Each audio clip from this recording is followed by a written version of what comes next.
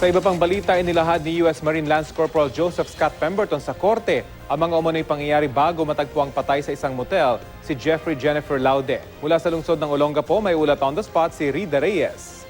Rida?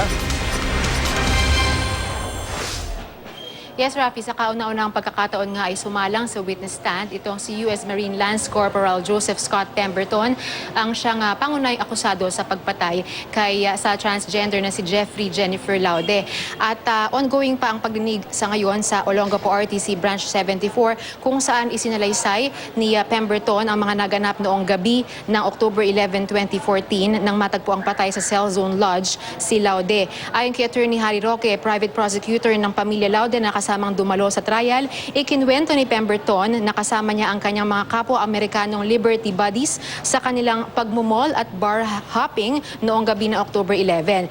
Aminado raw ito na nakainom ng 8 shots ng alak at 6 na bote ng beer.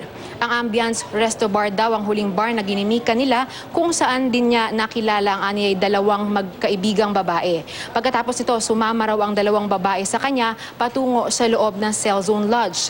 Nang magtatalik na raw sila nang nagpakilala sa kanya na si Jennifer, doon niya nalaman na hindi pala ito totoong babae. Dala raw ng kanyang gulat kaya niya biglang naitulak sa kama si Jennifer. Pero nang gumanti raw si Jennifer sa pamamagitan ng isang sampal, tsaka naman daw sinakal ni Pemberton si Jennifer hanggang sa mapansing wala na raw itong malay.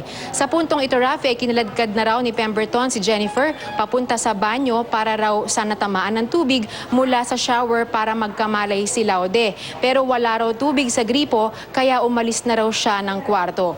Rafi, hanggang dito pa lamang ang naisasalaysay ni Pemberton dahil sa ngayon ay nagkaroon muna ng break at magpapatuloy ulit ang pagdinig mamayang 1:30 sa kanyang pagtestigo pa rin kung saan siya ay nakatakda namang i-cross-examine ng kampo ng prosekusyon. Pero ngayon pa lamang nakausap natin ang ina ng biktimang si Laude at sinabi niya na hindi raw siya naniniwala sa lahat ng kasinungalingan sa likod ng pahayag na ito ni Pemberton. At sabi pa niya ay kung totoo raw kasi na gustong i-revive ni Pemberton itong si Laude noong gabi na yon na nawalan ng malay ang kanyang anak, sana raw ay hindi siya bigla-biglang umalis ng motel at sa halip sana raw ay humingi siya ng tulong mula mismo sa receptionist ng motel. At yan muna ang pinaka-latest mula rito sa Olongapo. Rafi. So Rida, yung presentasyon ng depensa at mismo yung cross-examination, mangyayari lahat ngayong araw, Rida?